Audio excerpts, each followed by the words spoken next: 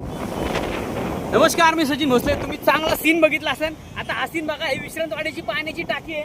पाण्याच्या टाकीला झाकणच नाही आणि इथं लहान लहान मुलं येतात अशी आपल्याला कल्पना आलेली आहे, लोकांनी सांगितलेलं आहे. आणि तिथं एक भाग आहे, तिथं सुद्धा पाण्याच्या टाकीला झाकण नाही. आपण विश्रांतवाडीच्या पाण्याच्या टाकीवरती आहे. प्रशासनाला विनंती करतो की हे जरा धोकादायक काम आहे. ही पाण्याची टाकीला झाकण बसव. पाण्याची टाकी चालू आहे. तुम्ही बघू शकता विश्रांतवाडीची ड्यूड्रॉप सोसायटी, विश्रांतवाडी, दिघीचे डोंगर. म्हणजे इथून व्ह्यू चांगला आहे. पण कुणी इथं येऊ नका, खाली सिक्युरिटी आहे.